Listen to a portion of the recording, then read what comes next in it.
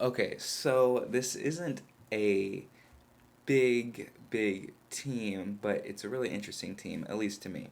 So I'm deciding to make this because at 3:14, I'm in California.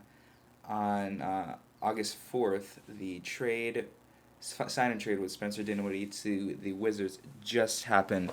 Woj and Shams just tweeted like 5 minutes ago. It's 3 years, 62 million, um, to the Wizards, and they're sending out Chandler Hutchinson and a second round pick. It's amongst a few different teams, but that's the main basis of the trade. And I'll go over this one first. So that puts Spencer Dinwiddie with Bradley Beal. Okay, now I don't remember what um, Spencer's initial injury was. What was it? It was a torn ACL, so big time injury, not Achilles, but big time injury. And when he was playing, he was a solid like 20-6 guy, average defense on a probably low playoff team ish, where he's the first or second guy. Okay, and in my opinion, Bradley Beal is he's like a 2 or 3 on a championship team, in my view. Like if he's a 2, the first player's got to be like LeBron, Durant, Kawhi, Steph. If he's a 2, and now if he's a 3, I mean if he's a 2, and if he's a 3, that star can be a little worse than that. But he can only be a 2 if like his running mate is an all-world player, because I think his stats are a little inflated. Not that he's not great, because he's super efficient, and he's a great shooter and a great playmaker when he has the ball. Not obviously not traditional playmaker, but more of a secondary kind of guy. Now Spencer is kind of a scorer playmaker, and he's big for his position, so I think that is really a big deal that he gets to play with someone in the backcourt that has size, because Beal seems a little undersized, and Spencer I think plays a little bigger than most point guards do. And so to go over the initial trade that got Westbrook to the Lakers, the full details were, I'm sure everyone knows, Kuzma, Harrell, Pope, um, and that first round pick. Okay, so with the 15th overall pick, they got Corey Kispert, which is a great addition to a team that kind of needs. Well, they're a great offensive team. They need defense, but having someone like that who's young, but I'm pretty sure he's. I'm not into college, so I'm not sure exactly um, everything surrounding him, but he seems like a player that can come in and contribute, because he seems a very mature, knows exactly what he's good at kind of player. But anyway, back to the Lakers trade.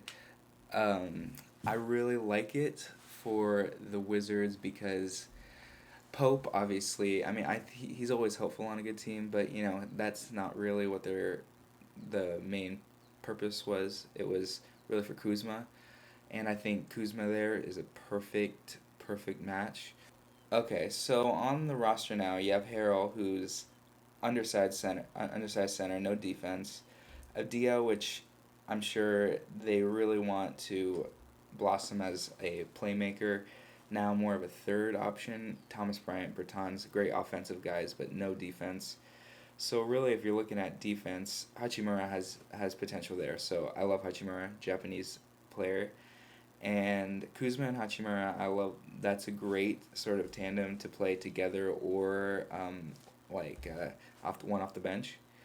And I really hope the coach can utilize Montrez in a way that's good for him.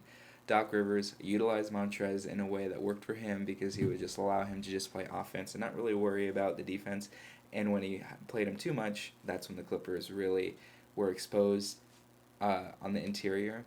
But if you use him in a good role, especially in the regular season, he can just totally take over the bench game when all the stars are sitting down.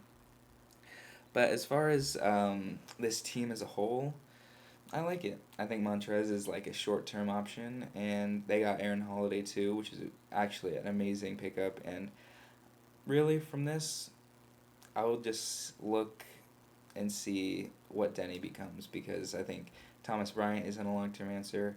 Hachimura, I think, will blossom into some sort of high end role player, but Denny has potential to be really good or not very good, and I think that's where it goes from there, because Bradley is where he is right now, and hopefully the help around him gets more out of him. Oh, Daniel Gafford, great center, great center. I love that for him. I like him more than Thomas Bryant, and I think if they can just focus on the defensive end and utilize, because they have some depth now, so they can really have a good bench unit to kind of give Beal and Dinwiddie a break, or at least just some sort of position where they're not just bleeding points when they're off the floor. So I really think it could work out. I don't really know rankings right now or standings right now. I'll go over that once I go through all these moves from every team. But if this team doesn't make the playoffs, it's a disappointment.